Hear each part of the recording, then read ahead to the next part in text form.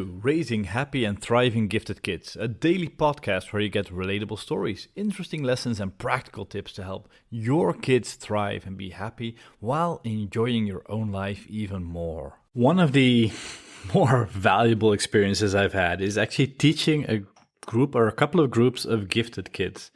And I was the teacher in studying and learning skills and entrepreneurship. Those were actually two different subjects. And so one of the things I would do is teach learning skills. And one of the learning skills I would teach them is memorization.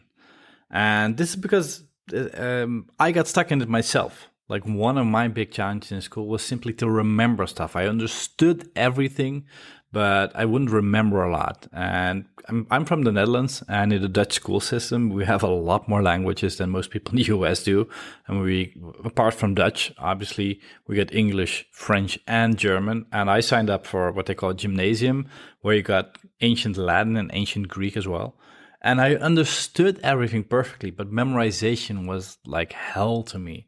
So I spent a lot of time training myself in memorization. I followed a bunch of courses, I read a bunch of books, and finally I was able, and I also did that in this classroom, to give a demonstration. And one of the demonstration was memorizing 100 digits of pi in under an hour in a fun process. And I actually taught the kids as well how to do it.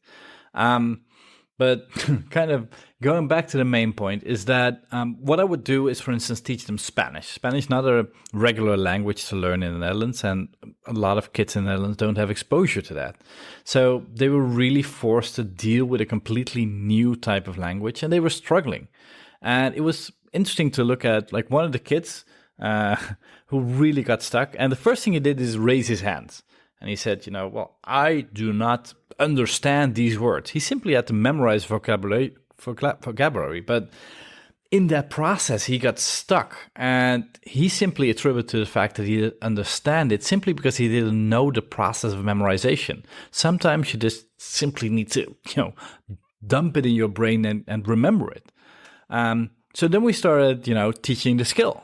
Teaching all kinds of memorization techniques, mnemonics, and all kinds of different techniques. And most kids were doing really well because he was learning the skills he needed to learn. But then I kind of got to him and said, why, he was still unhappy and he's almost crying.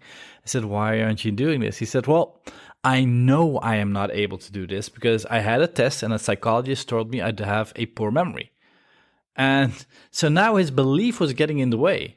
And, I think he did get an interesting teacher with me because I actually had the same process. I've been tested and my memory apparently theoretically is not really good.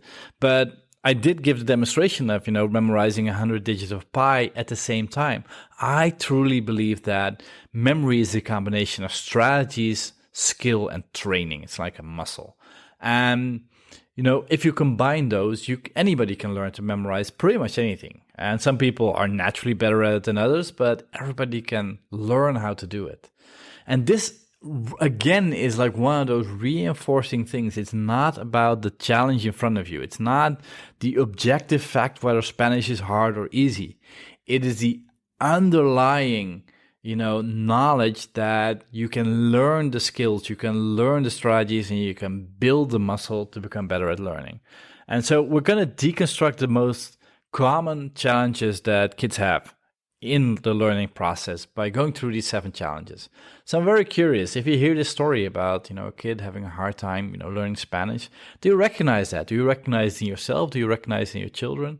And maybe you can share a story like this with your child. Maybe you can share one of your own learning struggles, because in that way you can help them overcome their own challenges as well. If you liked this episode of Raising Happy and Thriving Kids, don't forget to subscribe to the podcast in your favorite podcast software.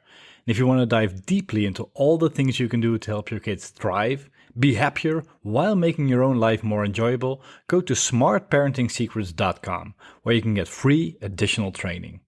Hope you enjoyed this episode, and as always, bring out the best in yourself and each other.